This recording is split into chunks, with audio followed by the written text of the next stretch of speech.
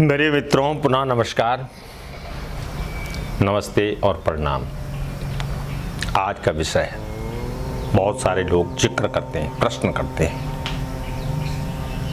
कि गाय, काक माने कौवा और श्वान माने कुत्ते को रोटी क्यों खिलाएं, इससे लाभ क्यों हो, क्या लाभ है और कब खिलाएं और खिलाएं न खिलाएं। ये कई प्रश्न, नाना प्रकार के लोग संसार में हैं, सबका अपना अपना मत है। जिस दिन हम हिंदुस्तानी सनातनी एक हो गए ना, हम विश्व गुरु तो थे ही, विश्व गुरु बनने में देर नहीं लगी। ध्यान रखिए, गाय को खिलाने से, जितने देवता ऋषि और पितृ हैं, गाय को रोटी खिलाने से सब प्रश्न हो जाते हैं। मेरे माताओं, मेरी बहनों, एक टुकड़ा जरूर निकालिए, अपने हाथ से निकालिए, अपने हाथ से खिला दीजिए। और ऐसा न चलाइए, कुत्ते को भी न चलाइए, ऐसे आदर बर्तन बनाइए उसके लिए, उसमें दीजिए और घी लगा के दीजिए। उस रोटी को, जो बासी रोटी आप देते हैं, उस पर थोड़ा सा घी लगा दीजिए ताकि उस चबा सके उसको। गाय को खाना खिलाने से आपके देवता, आपके ऋषि और आपके पितृ, ये तीनों प्रश्न होते हैं और आपको आशीर्वाद देते हैं। कब खिलाएं? इतवार, सोमवार, बुधवार और बुधवार तक इसको, गाय को रोटी देते रहे। बहुत सारे लोगों ने फिर प्रश्न किया है कि कौवे को कब खिलाएं, और कौवा का वर्ण तो काला है, ये तो शनि का वाहन है, धर्मराज का वाहन है, इसको शनिवार को दे। नहीं, कौवे का संबंध पितरों से है। ये देवराज इंद्र का लड़का है, पुत्र है।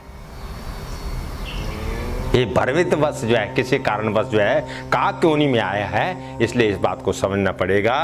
कौवे की जो रोटी निकालें आप, कौवे को जो भोजन दे, वो बृहस्पतिवार को नियुक्त करें, बृहस्पतिवार के दिन को चूज करें। आपके वो ग्रह, जो ग्रह जो है बहुत दिनों से ग्रह के चक्कर में आप भटक रहे हैं, वो भटकना दूर हो जाएगा। प्रत्येक वीरवार को कौवे को अब ये ख्याल रखें कि कहाँ रखें, कौवे की रोटी छत पे रखें, इसीलिए आकाशगामी है। गाय की रोटी अपने हाथ से खिलाएं और श्वान की रोटी जो है जमीन में रखें।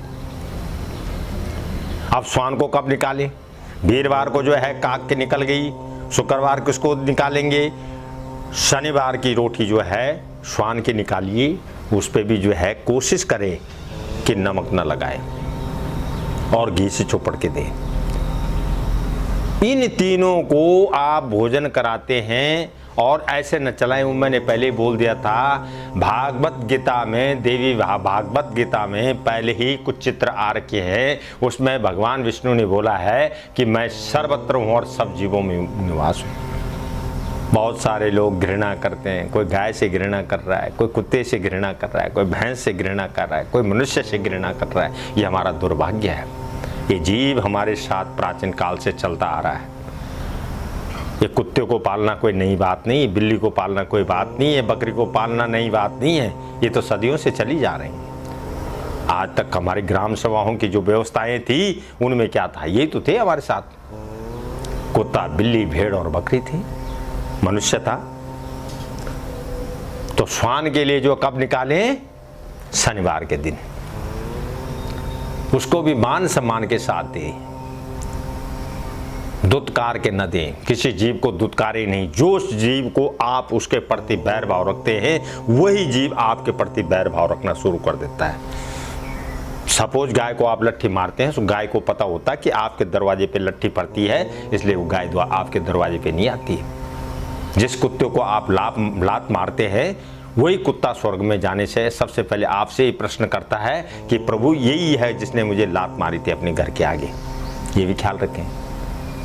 जिस काक पे आप जो है पत्थर चलाते हैं, वो काक जो है स्वयं वहाँ जो है आपकी उपस्थिति से पहले जो है उपस्थित होता है और ये गवाही देता है कि यही व्यक्ति है जिसने श्राद्धों में कभी हमें जल तक अर्पित नहीं किया है। सदैव जो है मन को निर्मल रखिए, किसी के प्रति बैर भाव न रखें, सब जीवों को एक समान समझें, सबका कल्याण हो, सबका मंगल हो, सब में सद्भावना का जो है प्रेम प्यार हो। तीन वस्तु, इन तीनों से नवग्रह शांत होते हैं, पितृ शांत होते हैं, देवता शांत होते हैं और ऋषि शांत होते हैं। ये निश्चय मैं नहीं कह रहा हूँ, ये नाना प्रकार के जो ग्रंथ बनाए गए हैं उन ग्रंथों में लिखा हुआ है। मैं उसी को जो है उसका चिंतन मनन अध्ययन करने के बाद आपको समझा पा रहा हूँ, नहीं तो मेरी भी क्या क्षमता थी। और मैं तो अपने मित्रों और अपना का जो हमें समझते हैं, जिनके साथ हम उठते बैठते हैं, हम उनका और अपना सौभाग्य समझते हैं कि आप जैसे मित्र हमें मिले हैं जो हमें समझ रहे हैं, देख रहे हैं और पढ़ रहे हैं। और मैं अपना सौभाग्य समझता हूँ कि मैंने ब्रह्म कुल में जो है जन्म लिया है और विप्र हूँ और विप्र का नाता निभा रहा हूँ। कोई जरूरत थोड़ी है कि प्रत्येक बात पे कोई हमारे साथ हाँ में हाँ मिला दे, ये सरल नहीं है, ये सबका स्वभाव नहीं है। बहुत सारे लोग कहते हैं इसमें भैया ये तो अछूत है, ये हलाना, ये फलाना। अरे देखिए ना, कहाँ घूम रहे हो आप, कहाँ घूम रहे हो आप? मरे हुए मुर्दे को घर में ला के खा लेते हो और अपना जो मुर्दा है उसको कहते हो तुरंत उठाओ इसको, इस पे बास आ गई है।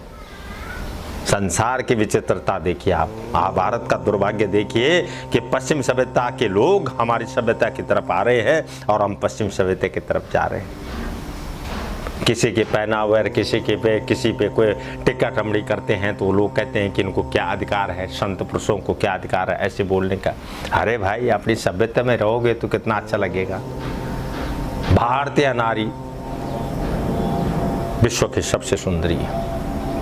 किसी सज्जन ने हमसे पूछा कि आपको विश्व में सबसे सुंदर क्या लगता है? हमने कहा जीव के प्रति दया भाव। किसी सज्जन ने हमसे पूछा क्या आपको विश्व में सबसे सुंदर कौन लगता है? हमने कहा हमारी धर्मपत्नी, तो जिसके साथ हमारा जीवन जो है बीत गया, हमारी माँ जिसने हमें जन्म दिया है, हमारी बहनें जिनमें दया भाव है हमारे प्रति। और विप्र के नाते तो हमारा फर्ज बनता है कि हमारे लिए चारों ब्राह्मण, क्षत्रिय, वैश्य और शूद्र ये सब एक समान है, हम इनमें फर्क भेदभाव नहीं करते हैं। तो अतः आप लोगों से निवेदन है कि श्राद्ध कल्प आ रहा है, इस श्राद्ध कल्प में आप जो है इस श्राद्ध कल्प में आप जो इन कार्यों को कीजिए, आपको इसमें अवश्य जो है सिद्धि भी मिलेगी, शांति भी मिलेगी और आपके ग्रह भी शांत होंगे। इन्हीं शब्दों के साथ इस विषय को समाप्त करने जा रहा हूँ। नमः नारायणाय नमः।